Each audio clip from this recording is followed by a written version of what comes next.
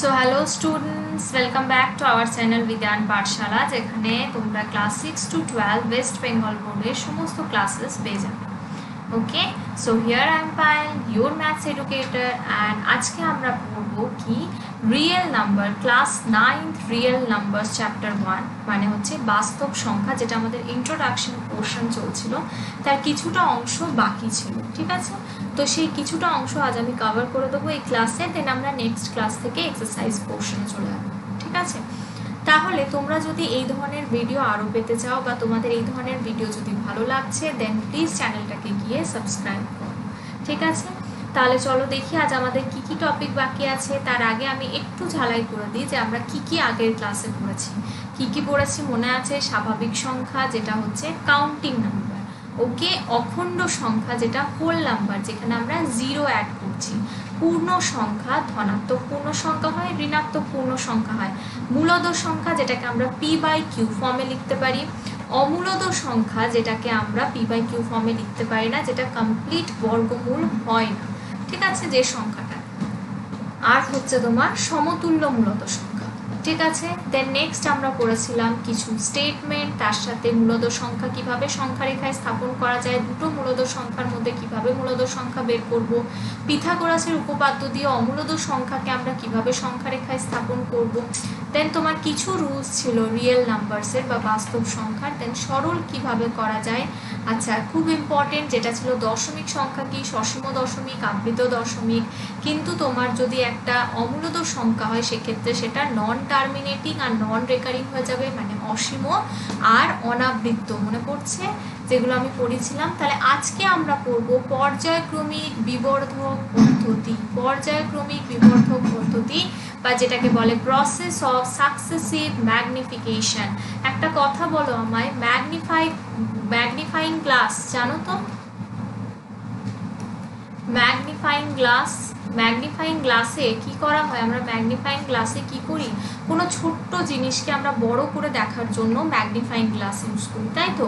তাহলে এখানে ম্যাগনিফিকেশন মানেও তাই, পর্যায়ক্রমিক মানে ধীরে ধীরে আমরা কি করব, স্টেপ বাই স্টেপ আমরা কি করব, ছোট্ট ছোট্ট জিনিসগুলোকে বা ছোট্ট ছোট্ট কিছু একটা, যখন আমি পড়ব ম্যাথস বুঝতে পারবে, তো সেগুলোকে আমরা বড় করে দেখব। তাহলে এইভাবে যেতে যেতে আমাদের যেটা দরকার, যে আনসারটা বা যেভাবে আমরা যেটা চাইছি, যে আনসারটা, সেটা আমরা পেয়ে যাব। তো দেখো, এভাবে বললে তোমরা বুঝতে পারবে না। এখন আমি যদি এই কোয়েশ্চেনে আসি তখন তোমরা বুঝতে পারবে। আচ্ছা, তাহলে সংখ্যা রেখাতে 3.256 এটা আমাকে বসাতে বলেছে, স্থাপন করতে বলেছে। কিভাবে করব?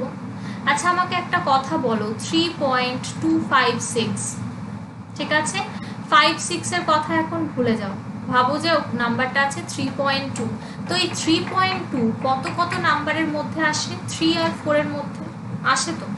তাহলে আমি ধরো এখানে আমি 0 নিলাম, দেন আমি নেগেটিভ সাইডে যাব না, মানে -1, -2, -3 এগুলো নেব না। কেন নেব না? কারণ আমার এখানে রিকোয়ারমেন্ট নেই, আমার এখানে দরকার নেই নেগেটিভে, আমার এখানে পজিটিভই দরকার। তাহলে আমি এখানে +1, 2, 3, 4, 5, 6 তুমি লিখতে পারো যতদূর তোমার ইচ্ছা।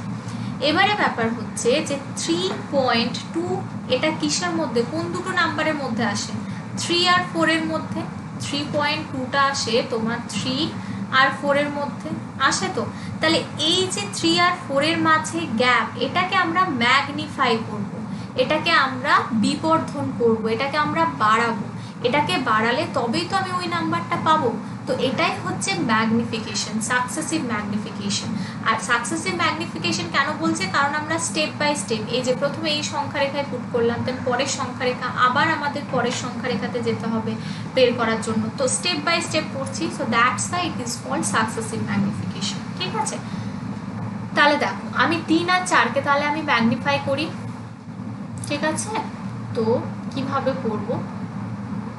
তোমার ধরো এখানে 0, 1, 2, এবারে আমি 3 আর 4কে ম্যাগনিফাই করি। 3.0, 3.1, 3.2, 3.3, 3.4, 3.5, 3.6, 3.7, 3.8, দেন তোমার হয়ে যাচ্ছে 3.9 অ্যান্ড 4.0। তুমি আরও লিখতে পারো চাইলে, বাট আমার এতটাও দরকার ছিল না, বাট আমি তোমাদের বোঝানোর জন্য লিখছি।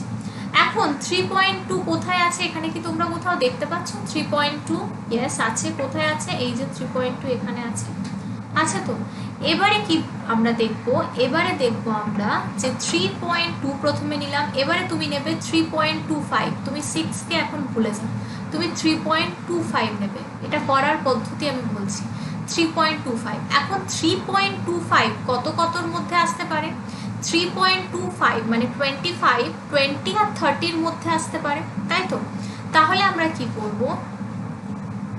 এই যে 3.2, এই যে দেখো 3.2 আর এই যে 3.3, এটাকে আমরা ম্যাগনিফাই করব, ঠিক আছে। তাহলে এটাকে আমি ম্যাগনিফাই করি। তাহলে 3.20, 3.21, তুমি এখানে এর আগে নাম্বারগুলো লিখে নিতে পারো, ঠিক আছে। 3.1, 3.0 বা 0 করে, বা তুমি যদি নাও লেখো এভাবে লেখো তাও চলবে।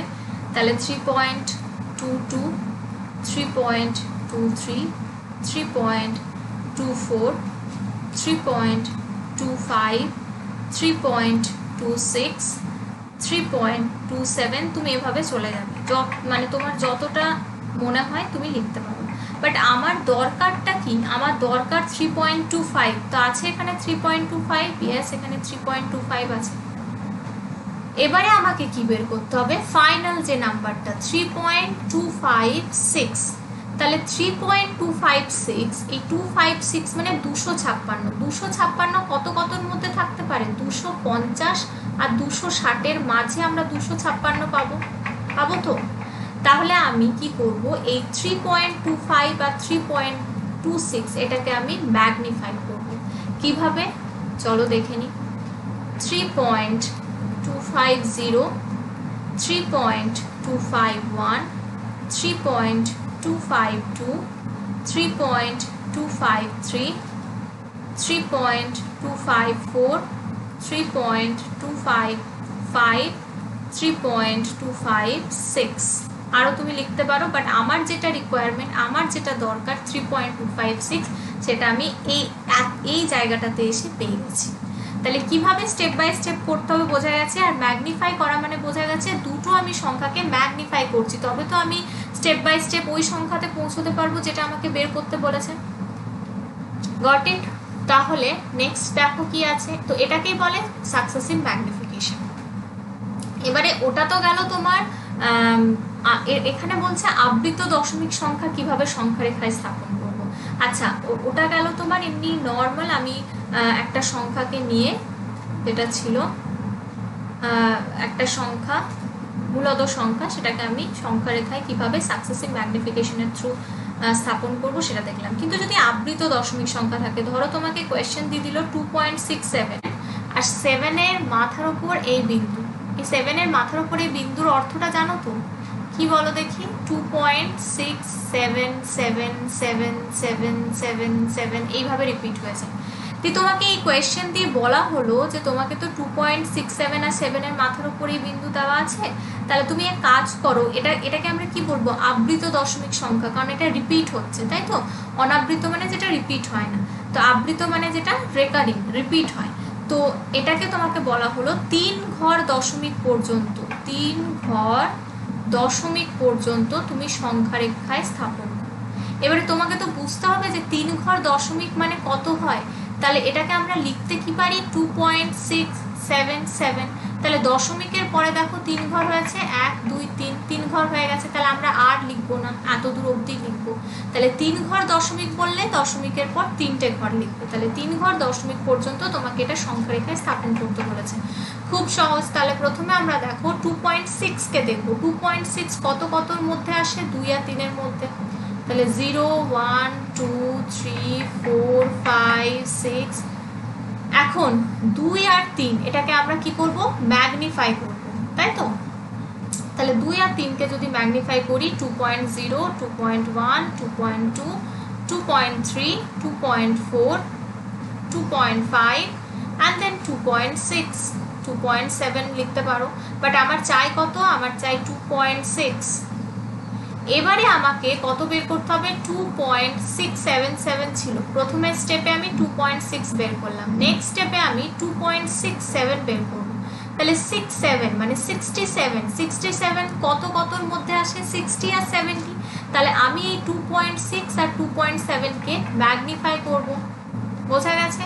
তাহলে কিভাবে ম্যাগনিফাই করব, দেখো 2.60, 2.61, 2.62, 2.63, 2.64, 2.65, 2.66, 2.67 and then 2.68। তুমি আরো বাড়াতে পারো, বাট আমার চাই 2.67, তো আমি 2.67 আমি এখানে পেয়ে গেছি তো। এরপরে নেক্সট স্টেপ কি, আমাকে বের করতে হবে 2.677। এবারে 677 মানে হচ্ছে 677। আচ্ছা 677 কোন দুটো নাম্বারের মধ্যে আছে, 670 থেকে তোমার হচ্ছে 680-র মধ্যে আসে, তাই তো? 670 থেকে 680-র মধ্যে 677 আসে। তাহলে আমি কি করব, এই 2.67 আর এই 2.68 এটাকে আমি ম্যাগনিফাই করব। কিভাবে ম্যাগনিফাই করব, দেখো 2.670, 2.671, 2.672, 2.673, 2.674, 2.675, 2.676, 2.677, 2.678। আরও তুমি লিখতে পারো, বাট আমার চাই 2.677 যেটা আমি পেয়ে গেছি। বোঝা গেছে? তাহলে এভাবে স্টেপ বাই স্টেপ করবে, কোনো কনফিউশন বা কোনো ঘাবড়ানোর ব্যাপার নেই। তুমি যদি স্টেপ বাই স্টেপ অঙ্ক বুঝে করো, খুব ইজিলি তুমি করতে পারবে, ঠিক আছে? তাহলে সামারি বলতে আমরা আজকে কি বলবো, যে প্রসেস অফ সাকসেসিভ ম্যাগনিফিকেশন, যেটাকে বাংলায় কি বলে, পর্যায়ক্রমিক বিবর্ধন পদ্ধতি, তাই তো? তাহলে সেটা আমরা দেখলাম, সেটার সাহায্যে কিভাবে মূলদ সংখ্যা রেখায় স্থাপন করা হয়, কিভাবে আবৃত দশমিক সংখ্যা রেখায় স্থাপন করা হয়, এই দুটো দেখলাম, ঠিক আছে? তো মোটামুটি ক্লাস 9-এর introduction portion, first chapter real নাম্বারের যা ইন্ট্রোডাকশন পোর্শন ছিল আমি মোটামুটি কভার করিয়ে দিয়েছি। যা কিছু এক্সাম্পল তোমরা বই দেখে বাড়িতে করতে থাকো, বাকি নেক্সট ক্লাস থেকে আমি এক্সারসাইজ পোর্শন স্টার্ট করব, ঠিক আছে? সো তোমাদের ভিডিও ভালো লেগে থাকলে অবশ্যই লাইক, কমেন্ট অ্যান্ড শেয়ার করো। আর কোনো রকম যদি কোয়েশ্চেন থাকে, কোয়ারিজ থাকে, প্রশ্ন থাকে রিগার্ডিং দিস ক্লাস বা দিস চ্যাপ্টার, তো তোমরা কমেন্ট সেকশনে গিয়ে তোমরা জিজ্ঞাসা করতে পারো। আর আমাদের টেলিগ্রাম চ্যানেলের লিঙ্ক, যেটা ডিসক্রিপশন বক্সে দেওয়া আছে, তোমরা গিয়ে জয়েন করতে পারো। সো নেক্সট ক্লাসে আবার দেখা হচ্ছে। So keep learning with Vidyan Pathshala, and thank you so much.